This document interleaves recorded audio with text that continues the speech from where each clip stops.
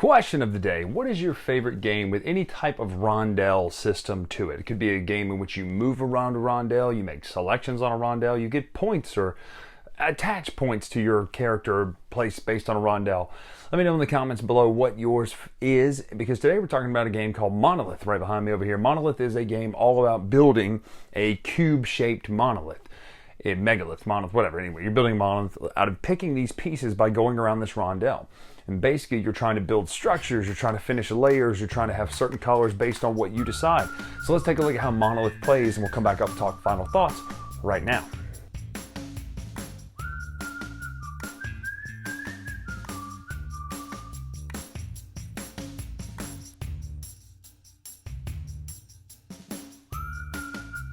Hey, before we go any further in the video, if you want to get this shirt as well as all the other Dice Tower merch, make sure to check out dicetowerstore.com. Orders are shipping out. Everybody will have everything before Christmas. So make sure to get those last minute orders. And I believe we're running a sale right now. So check that out, dicetowerstore.com. Now, let's get on with the review. All right, this is Monolyth. You have this wonderful box of these Tetris-shaped tiles of all different colors here. There's 5 different colors, I believe, if I'm doing that right. 1, 2, 3, 4, 5. Yes. You will get a building area with 4 colors around the outside. These will come into play in a minute. You set up the main board here depending on player count with the prophecy tokens and then the amount of level tokens or layer tokens, level tokens for the game for the player count. You'll leave spaces blank if it tells you to in the rulebook. Then you have the structured points here. You'll then take one of the structures, put it out here. Now this is a way to earn points. So ours is the pool, which means if you want to complete this before when you can take points when you've completed this. So you would need your outside edges, that'd be these squares here, to be 2 or higher, and the inside to be 0 or 1. Imagine that literally there's a lowered pool in the middle of that. Now what you're going to do on your turn is out here on these spaces, every one of these spaces will have a random token on it.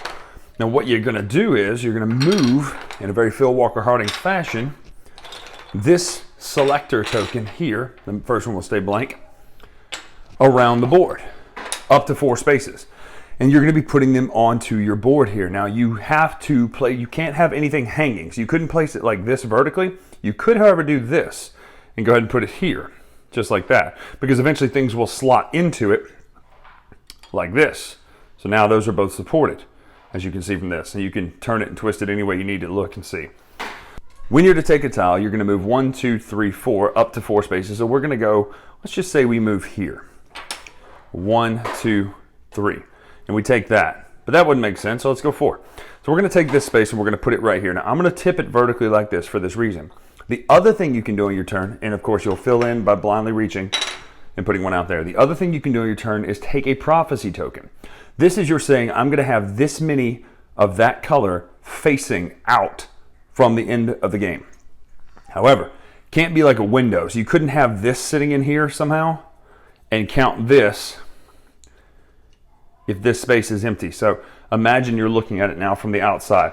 This would not be 1, 2, 3, 4, 5. It would be 4. 4 tokens, or 4 points instead. So if we did the 16 and put it here on the blue side, what that's going to mean is that for our side of the wall here, for the side wall here, you would have to have 4 by 4 high, that entire wall, if you want to get the points for the 16. If you do not complete the number, you don't get points for it. There's no penalty other than you don't score it. And their choice is 16 all the way down to 7 in this setup. So you can pick 7 and go, okay, I've got 2, 4, 6, 8 in the middle. You can do that.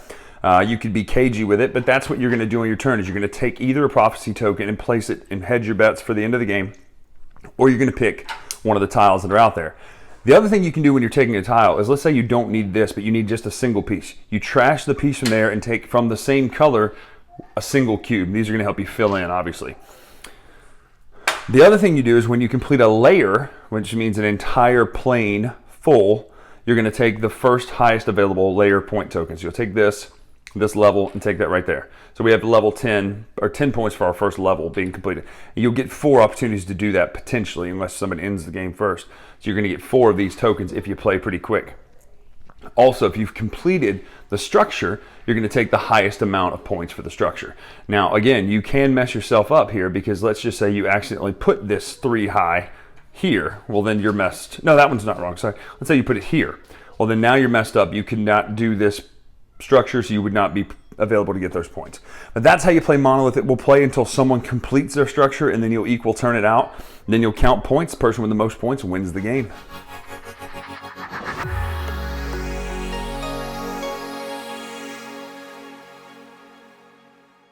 So that's Monolith. First of all, the game looks great on the table. I love a game with good chunky pieces on the table. It looks really good. I like what you see when you walk past this game on a table. You've got everybody got their own little cubes that they're building, or maybe you're building the structure and you have the portal or the pool so far. But I like the way this game looks. Now, as far as the game plays, there is no symbology. Like, basically, there are no symbols that mean this means this. It's basically you take your action of taking a piece, putting it on your board, or you take, maybe you'll decide to take one of the prophecy stones, or maybe you decide, nah, I don't need that, I just need a single one. The only bit of iconography has to do with the fact that the structure card in the middle that you're trying to build, if you want to. You don't have to build that way. I've seen people win without building the structure. However, it's a great way to get points. So all in all, the game looks great. It's just a really good game looking on the table. Now, as far as mechanics, it's very simple what you do. You move up to 4 spaces like we talked about. Now, what I like about that is, especially at 2 players, you can really set yourself up next turn. Now, in 4 players, it becomes more of a free-for-all of, well, I hope I get my turn, and I hope I'm somewhere close to where I need to be to get a piece I need. But in 2 players, you can really set yourself up for next turn by saying, okay, wait a minute. That piece is 5 away. If I move 1, or excuse me, that piece is 6 away. If I move 1 space, they cannot move far enough to where I can't get that next turn. So those little tweaks and things like that at the different player count are nice. Not a higher player count. Obviously, the game is just a lot of fun as well. It's quicker, though, because it plays, you're only going 3 layers high. Now, I really like the prophecy mechanic. I like the idea of saying, okay, I'm going to get 12 of this color on this side. To me, that's really cool because you're getting to choose how you're going to get your points in the game. In a game that is already somewhat hard to get points in if you're not careful, because too many times have I built and thought, man, I'm going to get the structure, and then looked at my monolith and gone, oh, I blew that 2 turns ago. So this idea of building the monolith and doing it your way is really, really great. I love the prophecy mechanics. This is a great game. I highly recommend this game. You probably saw, or you'll see soon, it's definitely probably in our top 10 of the year because Monolith is just a great lighter weight game and it plays well at any player count. So if you haven't picked this up yet, go get Monolith. 100% check this game out. It's so much fun, so much just good playing in this game. So that is Monolith. I'm Brian Drake here on the Dice Tower. Make sure to follow us on Twitter, Instagram, etc. at Dice Tower Brian. Till next time, we'll see you.